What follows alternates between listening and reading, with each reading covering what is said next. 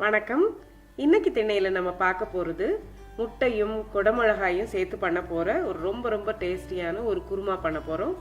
இது சாதத்துக்கு மட்டும் இல்லை, சப்பாத்திக்கும் சேர்த்து சாப்பிட்றதுக்கு ரொம்ப நல்லா இருக்கும். இந்த குருமா பண்ணுறது ரொம்ப ஈஸி. இதை எப்படி பண்ணுறது அப்படிங்கிறத இப்போ நம்ம பார்க்கலாம். இப்போ செய்முறைக்கு போகிறதுக்கு முன்னால் சேனலுக்கு புதுசாக வந்திருந்தீங்கன்னா மறக்காமல் சேனலை சப்ஸ்கிரைப் பண்ணிக்கோங்க. இப்போ இந்த குருமா பண்ணுறதுக்கு முதல்ல முட்டையை நம்ம வேக வச்சுக்கலாம். இப்போ நான் 5 முட்டை எடுத்திருக்கேன். அந்த 5 முட்டையும் இப்படி நல்லா கொதிக்கிற தண்ணீரில் ஒரு டீஸ்பூன் அளவுக்கு நல்லா உப்பு போட்டு கலந்து விட்டுட்டு அந்த தண்ணீரில் முட்டையை வேக வச்சு எடுத்துக்கோங்க. இப்படி உப்பு போட்டு வேக வைக்கிறதால முட்டை வேகிறதும் சீக்கிரம் வெந்துடும், உரிச்சு எடுக்கிறதும் ரொம்ப சுலபமாக இருக்கும். இப்போ நான் தேங்காய் சேர்த்துக்கிறேன் தாளிக்கிறதுக்கு. இப்போ தேவையான அளவுக்கு இப்போ ஒரு 3 டீஸ்பூன் அளவுக்கு நான் தேங்காய் எடுத்துருக்கேன். கொஞ்சம் அதிகமாக கூட நீங்கள் சேர்த்துக்கலாம். அதில் சின்ன துண்டு பட்டை, 2 கிராம்பு, ஒரு அரை டீஸ்பூன் அளவுக்கு பெருஞ்சீரகம், அதாவது சோம்பு 3 சேர்த்து தாளிச்சுக்கோங்க. இப்போ தாளிச்சுட்டு இதில் நான் ஒரு பெரிய வெங்காயத்தை பொடியாக நறுக்கி வச்சுருக்கேன். அந்த பெரிய வெங்காயத்தை இதில் சேர்த்துக்கிறேன். இப்போ பெரிய வெங்காயத்தையும் ஒரே ஒரு பச்சை மிளகாய் மட்டும் சேர்த்துருக்கேன். பொதுவாக அந்த குருமாக்கு மிளகா வாசனை நல்லா இருக்கும். நம்ம இந்த குருமாவில் கேப்சிகம் சேர்க்க போகிறோம், அதாவது குடமிளகா சேர்க்க போகிறோம் இல்லையா, அதனால நான் காரத்துக்கு ஒரு மிளகா சேர்த்துருக்கேன், மீதி வத்தல் பொடி சேர்த்துப்பேன். இப்போ மிளகா சேர்த்துட்டு அதுக்கப்புறம் கருவேப்பிலையும் சேர்த்து வதக்கிக்கோங்க. அது கூட ஒரு தக்காளி, நான் நல்லா பெரிய சைஸ் தக்காளி ஒன்று எடுத்திருக்கேன். அந்த தக்காளியும் சேர்த்து உப்பு போட்டு நல்லா வதக்கிக்கணும். இப்போ லேசாக கொஞ்சம் நேரம் தக்காளியும் உப்பு சேர்த்து வதக்கி கொடுத்துட்டு அது கூட நாம் வெட்டி வச்சிருக்கிற ஒரு குடமிளகாயை நல்லா சதுர துண்டாக வெட்டி வச்சுக்கோங்க. அந்த குடமிளகாயும் இது கூட சேர்த்துக்கணும். சேர்த்துட்டு நம்ம கொஞ்சம் நேரம் பெரட்டி விட்டுட்டு அதை கொஞ்சம் நேரம் மூடி வச்சு தீயை குறைச்சி வச்சு கொஞ்சம் நேரம் வேக விடணும். கொஞ்சம் நேரம் வதங்கின பிறகு திறந்துட்டு நம்ம அதில் சேர்க்க வேண்டிய மசாலா பொடிகளை சேர்த்து வதக்கலாம். இப்போ நம்ம இதில் சேர்க்க போகிறது 1/4 டீஸ்பூன் மஞ்சள் தூள், 1 டீஸ்பூன் வத்தல் தூள். நான் கறி மசாலா பவுடர், அந்த மெட்ராஸ் கறி மசாலா இப்படிலாம் நிறைய கிடைக்கும், அந்த மாதிரி கறி மசாலா பவுடர் நான் 2 டீஸ்பூன் சேர்த்துருக்கேன்.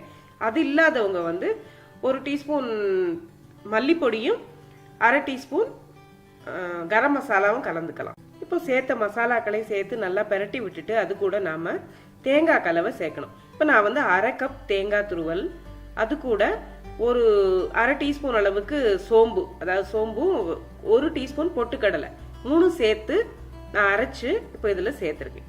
இப்போ பொட்டுக்கடலை குருமாக்கு நல்ல திக்னஸ் கொடுக்கும். நம்ம 1 டீஸ்பூன் சேர்த்துருக்கோம். அதை சேர்த்து இப்போ அரைச்சி இதோட சேர்த்தாச்சு. இப்போ சேர்த்துட்டு நாம் இப்போ இந்த மசாலா கொஞ்சம் நேரம் வேகிறதுக்கு நம்ம மறுபடியும் மூடி வச்சு வேக விடணும். அதுக்கு முன்னால் நாம் தேவையான அளவுக்கு தண்ணி, குழம்பு அதாவது குருமா எந்த பதத்துக்கு இருக்கணுமோ அந்த பதத்துக்கு தண்ணி சேர்த்துக்கோங்க. இப்போ சேர்த்த தண்ணிக்கு ஏற்ற மாதிரி உப்பு சரி பார்த்துக்கோங்க. இப்போ உப்பு முட்டை முதல்ல சேர்க்கறதுக்கு முன்னால் நம்ம உப்பு கரெக்டாக போட்டிருக்கணும். அதுக்கு முன்னாடி நம்ம டிசைட் பண்ணுறது இன்னொன்று டிசைட் பண்ணணும். என்னென்னா, சாதத்துக்கு பண்ணுறோமா சப்பாத்திக்கு பண்ணுறோமான்னு முடிவு பண்ணணும். ஏன்னா சாதத்துக்கு பண்ணால் கொஞ்சம் உப்பு கூடுதலாக சேர்த்துக்கலாம், சப்பாத்திக்குன்னா கொஞ்சம் கம்மியாக சேர்த்துக்கோங்க. இப்போ மூடி வச்சு நம்ம இந்த மசாலாவை நல்லா கொஞ்சம் நேரம் கொதிக்க விட்டுட்டு அதுக்கப்புறம் இப்போ குழம்பு நமக்கு தேவையான அளவுக்கு திக்னஸ் வந்துருச்சா அப்படின்னு செக் பண்ணிவிட்டு நாம் இதில் வேக வச்சு வெட்டி வச்சிருக்கிற முட்டைகளை சேர்த்துக்கலாம். இப்போ நான் பாதியாக வெட்டி நீள வாக்கில் பாதியாக வெட்டி சேர்த்துருக்கேன். நீங்கள் லேசாக கீறிட்டு அப்படியே கூட முழுசாக சேர்த்துக்கலாம். அதுவும் அந்த மசாலா நல்லா உள்ளே இறங்கி நல்ல டேஸ்ட்டாக இருக்கும். உங்களுக்கு எப்படி விருப்பமோ அப்படி சேர்த்துக்கலாம்.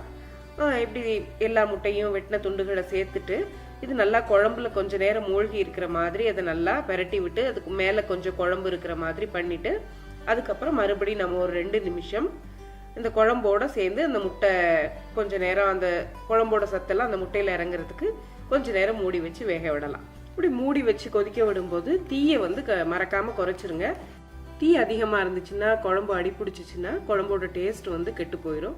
அதனால் இப்போ கொஞ்சம் நல்லா கொதிக்க விட்டாச்சு. குழம்பு நல்லா கரெக்டான பதத்தில் இருக்குது. இப்போ நீங்கள் மேலே கொஞ்சம் நறுக்குன கொத்தமல்லி தழை தூவிட்டு இதை சாதத்தோடையோ இல்லை சப்பாத்தியோடையோ நீங்கள் பரிமாறலாம். இது ரொம்ப டேஸ்ட்டாக இருக்கும், ரொம்ப சத்தானதும் கூட, ரொம்ப சீக்கிரமாக செய்யக்கூடியதும் கூட.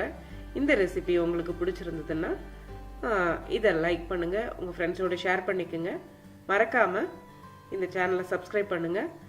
இதே மாதிரி எளிமையான இன்னொரு ரெசிபியில் நாம் அடுத்து சந்திக்கலாம். நன்றி.